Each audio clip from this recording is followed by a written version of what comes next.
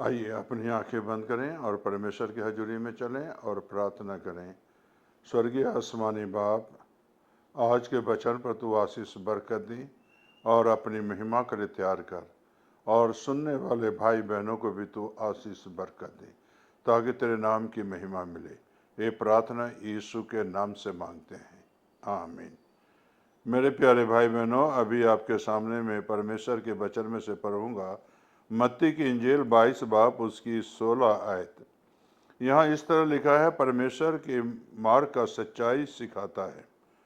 अतः उन्होंने अपने चेलों को, यहाँ मैं वचन जो पढ़ रहा हूँ ये सुने ध्यान से, अतः उन्होंने अपने चेलों को हृदयों के साथ उसके पास यह कहने को भेजा कि हे गुरु, हम जानते हैं कि तू सच्चा है और परमेश्वर का मार्ग सच्चाई से सिखाता है और किसी की परवाह नहीं करता। तू मनुष्यों का मुंह देखकर बातें नहीं करता। मेरे प्यारे भाई बहनों, इस वचन से हम क्या सीखते हैं?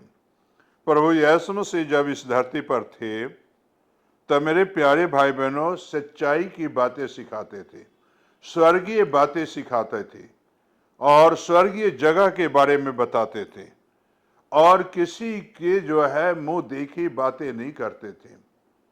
मेरे प्यारे भाई बहनों, आज संसार में जो है मुंह देखे लोग बात करते हैं और मुंह देखी ही बातें को वो कहते हैं।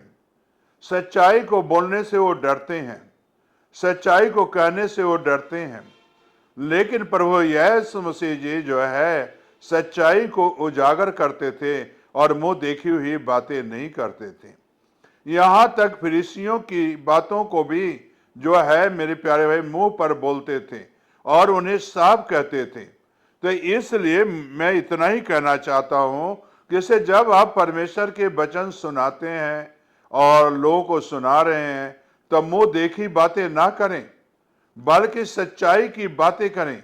जो ये जीवन देने वाला वचन है इसकी बातें करें, जो ये जिंदगी देता है और अंधकार को जो है दूर भगाता है, उसकी बातें करें।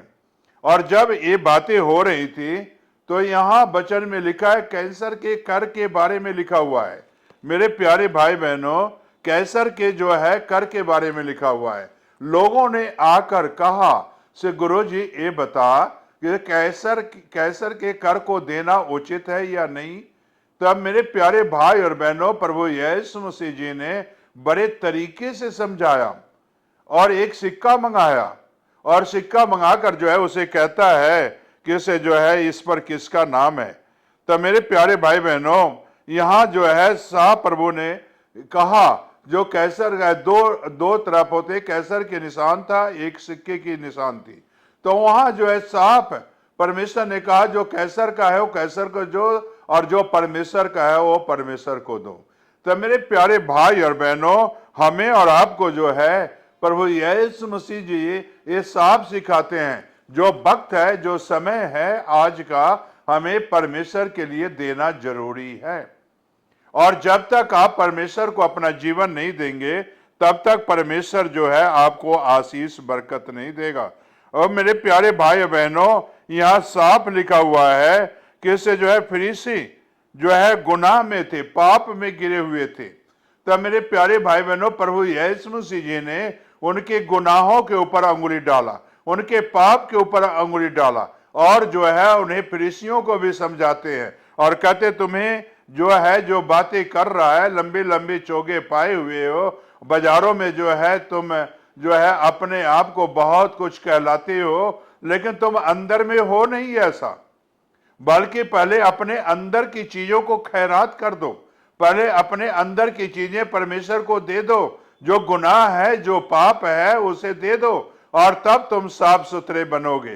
तो मेरे प्यारे भाई बहनों, हमें और आपको प्रभु जो है सच्चाई का मार्ग दिखाता है, सच्चाई का रास्ता दिखाता है। स्वर्ग जाने के लिए आपको सच्चा बनना पड़ेगा, सच्चा सुच्चा बनना पड़ेगा, सच्चाई की जो है मार्ग पर आपको चलना पड़ेगा, साफ सुथरा आपको रहना पड़ेगा।